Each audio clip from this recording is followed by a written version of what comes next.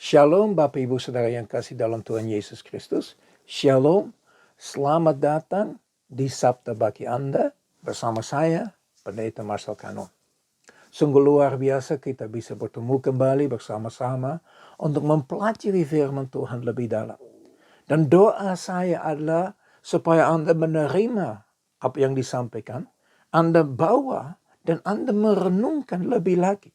Seperti gereja yang di Berea, di mana mereka menerima pesan daripada Paulus, ya mereka dengar dia, mereka menerima dia, terus kemudian mereka bawa ke rumah masing-masing dan mereka mempelajari.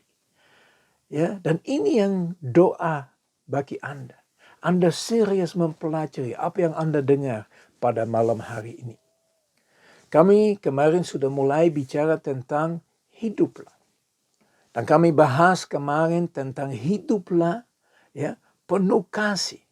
Dan baru kita bicarakan satu bagian saja. Itu mengenai kasih terhadap Allah. Ya, firman Tuhan berkata bahwa kita harus mengasihi Tuhan dengan segenap hati, dengan segenap jiwa, dengan segenap akal budi. Nah, kita teruskan tentang tema ini, hiduplah. Dan bagian yang kedua di dalam kasih. Ya, apa yang dimaksud? Ya, kita sudah baca kemarin tentang mengasihi Tuhan.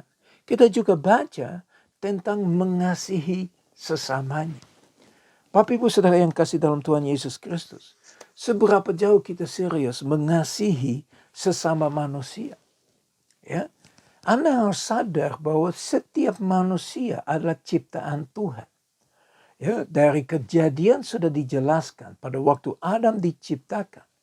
Adam diciptakan dengan sangat baik. Amat baik, luar biasa. Terus terang kita semua punya kelemahan. Karena apa? Karena dosa masuk di dalam manusia yang pertama, yaitu di dalam Adam. Dan bagaimana dosa itu diatasi melalui manusia yang kedua, yaitu mengenai lewat Yesus Kristus. Jadi kemarin kita udah bahas untuk mengasihi Tuhan. Ya, mengikuti Yesus.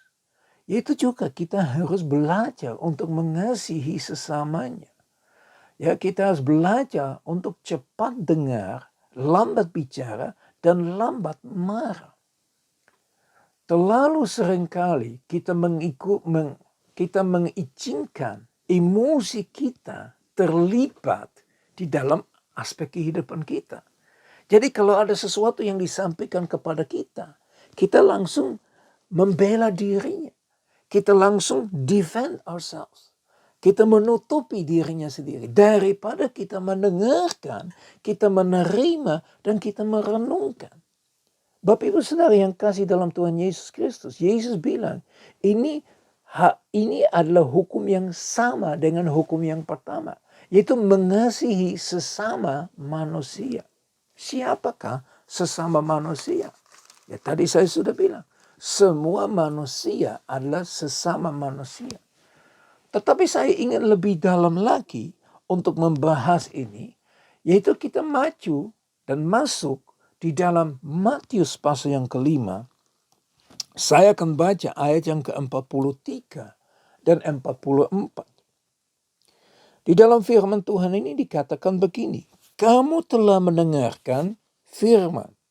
Kasihilah sesamamu manusia. Ya, saya sudah sampaikan itu, Anda sudah dengar itu. Dan bencilah musuhmu. Terus terang Bapak Ibu Saudara yang kasih dalam Tuhan Yesus Kristus.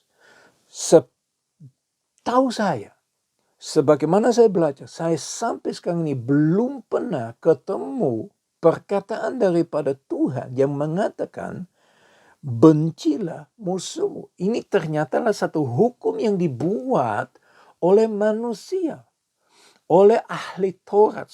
Ya, mereka buat bahwa harus mengasihi sesamanya dan membenci musuhnya. Tapi ayat yang ke-44 berkata begini, dan ini Yesus yang menyampaikan, Bapak Ibu Saudara yang kasih dalam Tuhan Yesus Kristus. Tetapi aku berkata kepadamu, kasihilah musuhmu. Kasihilah musuhmu. Jadi bukan hanya sesama, tetapi seorang musuh yang melawan kau, yang kau tidak bisa terima.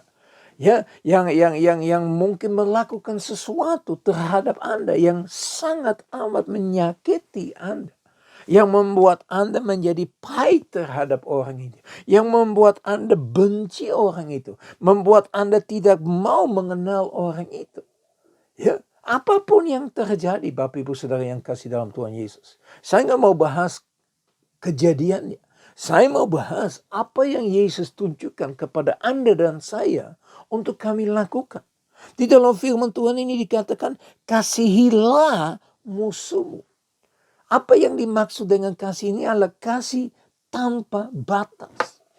Tanpa ada sesuatu yang membuat Anda jengkel, kesel, marah, dendam, dan sebagainya. Anda sungguh-sungguh mengasihi semua manusia. Baik di dalam rumah Tuhan maupun di luar rumah Tuhan. Baik yang mengaku Kristen maupun yang tidak mengaku Kristen. Maka dikatakan sampai musuh pun Anda harus mengasihi. Bahkan Anda harus mendoakan. Ya, Anda harus memberkati. Ya, Anda harus benar-benar membawa mereka kepada Tuhan. Bapak Ibu Saudara yang kasih dalam Tuhan Yesus Kristus. Kita tidak mungkin dapat berkata kita mengasihi Tuhan yang tidak dilihat. Sedangkan saudara-saudara, ya, orang-orang di sekeliling kita benci. Dari suku apapun, tidak peduli. Latar belakang apapun, tidak peduli. Apakah dia tinggi, pendek, ya, gemuk, kurus, apapun. Ganteng, jelek, apapun. Kita tetap harus belajar untuk mengasihi sesamanya. Mengasihi musuhnya. Memang tidak mungkin. Mengikuti Tuhan tidak gampang. Ya, jujur, mengikuti Tuhan kadang-kadang susah. Ada harga yang kita harus bayar. Ya, mari Bapak Ibu Saudara yang kasih dalam Tuhan Yesus Kristus, ambil satu keputusan untuk minta Tuhan kekuatan daripada Roh Kudus untuk kita bisa melepaskan pengampunan supaya kita dapat mengasihi semua manusia. Jangan sekali-sekali lupa, Bapa di surga melalui darah Yesus Kristus telah mengampuni Anda dan saya. Dan oleh pengampunan ini kami dibebaskan dari semua dosa.